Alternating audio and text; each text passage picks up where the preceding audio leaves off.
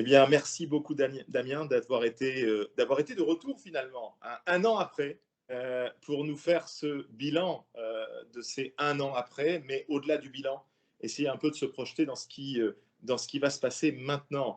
Alors, qui es-tu, Damien, et qui est JPB System?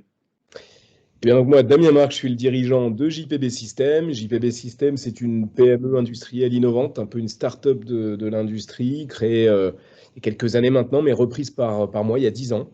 Et une start-up qui a eu une croissance incroyable ces 10 dernières années à l'international, passant de 3 salariés à 120, donc une magnifique aventure industrielle basée sur l'innovation et qui, pour arriver à ses fins et particulièrement à produire, s'est lancée très tôt dans l'industrie du futur, la robotisation, l'automatisation, dans les années 2016-17. Et PME qui s'est pris de plein fouet, comme toutes les PME et les grosses boîtes même du secteur aérien, la crise du Covid, de manière assez brutale, alors qu'on était dans une dynamique d'accélération incroyable depuis une dizaine d'années.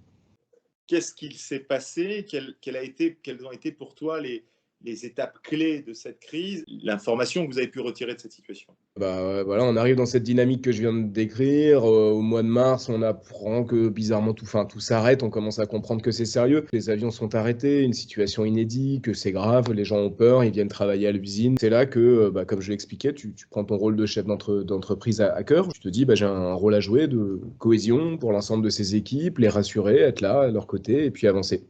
Et nous, pour faire simple et le synthétiser, et c'est ce que j'ai dit dès le début, eh ben, nous, pendant que le monde s'est mis sur pause, eh ben, on va accélérer. Voilà. On ne va pas gâcher cette crise, on va en profiter pour accélérer. C'est ce qu'on a dit, c'est ce qu'on a fait.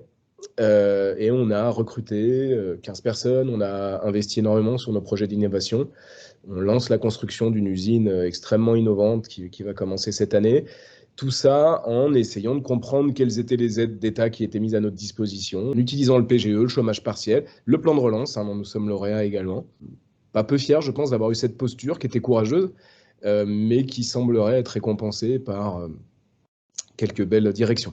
Et pendant cette crise, non seulement tu continues à fonctionner, tu accélères, tu recrutes, mais tu crées de nouveaux produits. On décide de rendre nos produits mécaniques intelligents, donc on leur met de l'électronique dedans.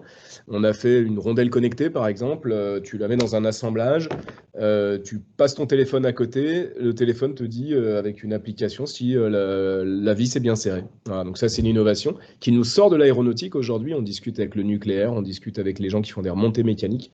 Donc ça, c'est top. Deuxième innovation très forte qui a donné carrément naissance à une start-up, c'est ce produit qu'on a créé.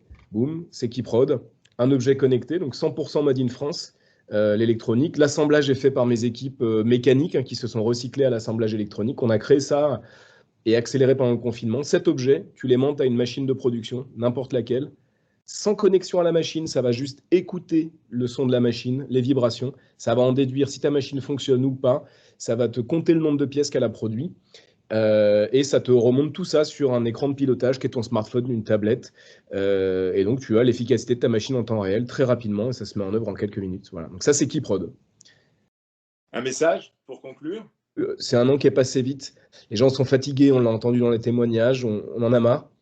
Soyons courageux, n'oublions pas que c'est aussi d'abord une crise un peu psychologique, tout ça, qu'à la sortie, est-ce qu'il y a les années folles? J'en sais rien. Il y a en tout cas une reprise très forte qui nous attend, y compris pour nous dans le secteur aérien. Et on va le ressentir, je pense, dès 2021. Serrons-nous les coudes, aidons-nous, ne cédons pas, voilà, aidons-nous. Merci beaucoup, Damien, d'avoir été avec nous un an après. Merci, à la prochaine, au revoir.